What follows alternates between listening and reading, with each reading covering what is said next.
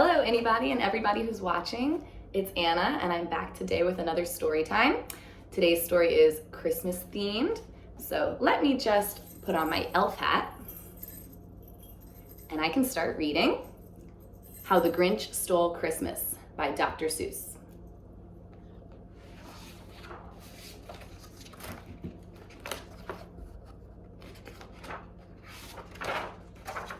How the Grinch Stole Christmas. Every Who down in Whoville liked Christmas a lot. But the Grinch, who lived just north of Whoville, did not. The Grinch hated Christmas, the whole Christmas season. Now, please don't ask why. No one quite knows the reason. It could be his head wasn't screwed on just right. It could be perhaps that his shoes were too tight. But I think the most likely reason of all may have been that his heart was 2 sizes too small. But whatever the reason, his heart or his shoes, he stood there on Christmas Eve hating the Whos, staring down from his cave with a sour, grinchy frown at the warm lighted windows below in their town. For he knew every Who down in Whoville beneath was busy now, hanging a mistletoe wreath. And they're hanging their stockings, he snarled with a sneer. Tomorrow is Christmas, it's practically here. Then he growled with his Grinch fingers nervously drumming. I must find some way to stop Christmas from coming. For tomorrow, he knew, all the Who girls and boys would wake bright and early. They'd rush for their toys. And then, oh, the noise, noise, noise, noise. That's one thing he hated. Noise, noise, noise, noise.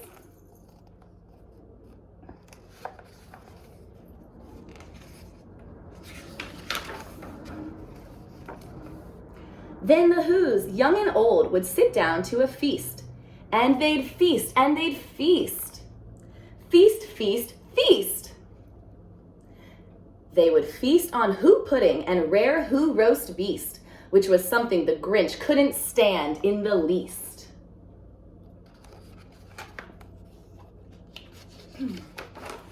And then they'd do something he liked least of all. Every Who down in Whoville, the tall and the small, would stand close together with Christmas bells ringing. They'd stand hand in hand, and the Whos would start singing. They'd sing, and they'd sing, and they'd sing, sing, sing, sing. And the more the Grinch thought of this Who Christmas sing, the more the Grinch thought, I must stop this whole thing. Why, for 53 years, I've put up with it now. I must stop this Christmas from coming. But how? Then he got an idea. An awful idea. The Grinch got a wonderful, awful idea. I know just what to do. The Grinch laughed in his throat, and he made a quick Santa Claus hat and a coat. And he chuckled and clucked. What a great Grinchy trick! With this coat and this hat, I look just like Saint Nick. All I need is a reindeer. The Grinch looked around. But since reindeer are scarce, there was none to be found. Did that stop the old Grinch? No, the Grinch simply said, if I can't find a reindeer, I'll make one instead. So he called his dog Max. Then he took some red thread and he tied a big horn to the top of his head.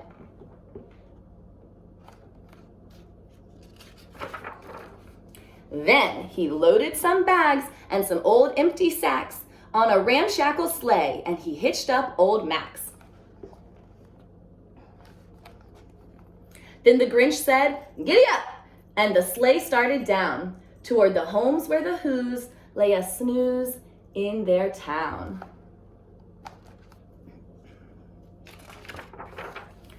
All the windows were dark. Quiet snow filled the air. All the Whos were all dreaming sweet dreams without care when he first came to the house on the square. "This is stop number 1, the old Grinchy Claus hissed, and he climbed to the roof, empty bags in his fist.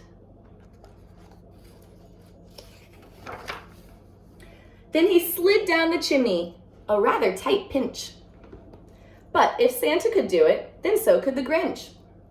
He got stuck only once for a moment or two. Then he stuck his head out of the fireplace flute, where the little Who's stockings all hung in a row. "These stockings," he grinned, "are the first things to go."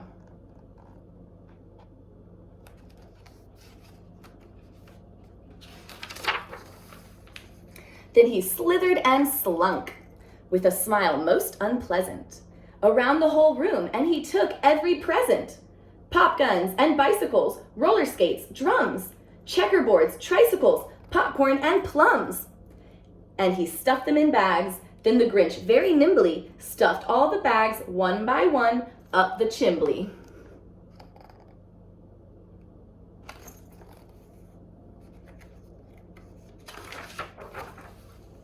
Then he slunk to the icebox.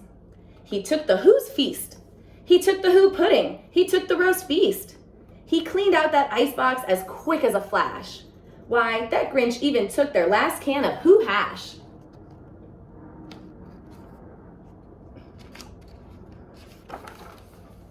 Then he stuffed all the food up the chimney with glee.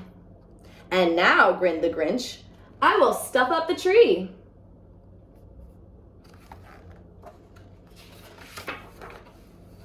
And the Grinch grabbed the tree and he started to shove when he heard a small sound like the coo of a dove.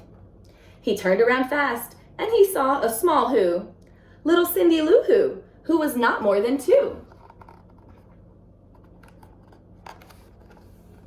The Grinch had been caught by this tiny Who daughter who'd gotten out of bed for a cup of cold water. She stared at the Grinch and she said, "Santa Claus, why? Why are you taking our Christmas tree? Why?" But you know, that old Grinch was so smart and so slick, he thought up a lie, and he thought it up quick. "Why, my sweet little tot," the fake Santa Claus lied, "there's a light on this tree that won't light on one side, so I'm taking it home to my workshop, my dear. I'll fix it up there, then I'll bring it back here." And this fib fooled the child. Then he patted her head, and he got her a drink, and he sent her to bed.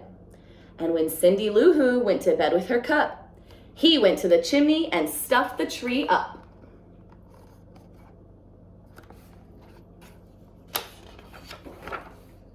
Then the last thing he took was the log for their fire.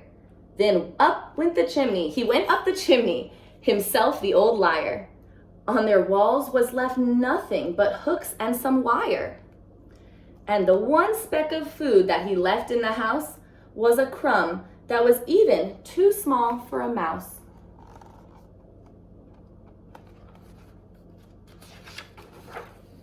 Then he did the same thing to the other Who's houses, leaving crumbs much too small for the other Who's mouses.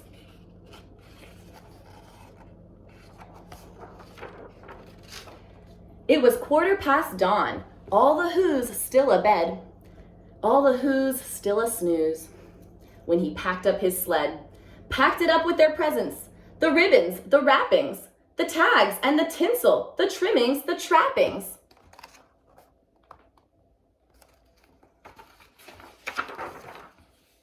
"3,000 feet up the side of Mount Crumpet, he rode with his load to the tip-top to dump it. Pooh-pooh to the Who's, he was Grinchishly humming. They're finding out now that no Christmas is coming. They're just waking up. I know just what they'll do. Their mouths will hang open a minute or two. Then the Who's down in Whoville will all cry, boo-hoo."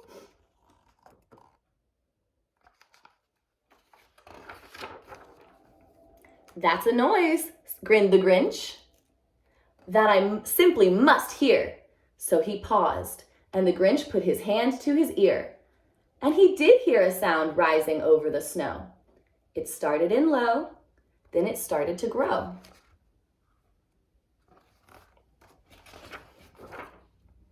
But the sound wasn't sad. Why, this sound sounded merry. It couldn't be so, but it was merry, very. He stared down at Whoville. The Grinch popped his eyes. Then he shook. What he saw was a shocking surprise.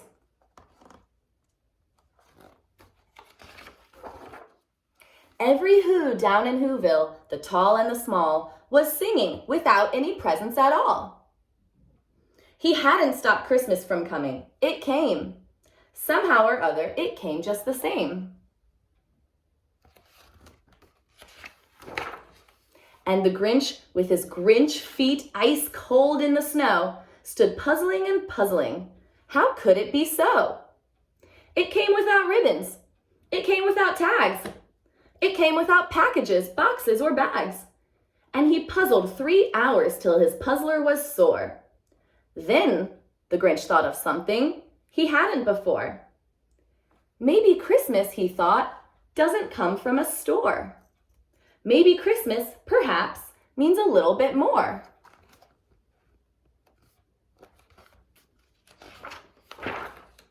And what happened then? Well, in Whoville they say that the Grinch's small heart grew 3 sizes that day.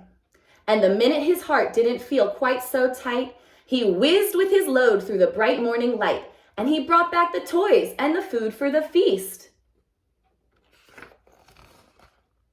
And he himself, the Grinch, carved the roast feast. The end. Thanks for watching. Bye.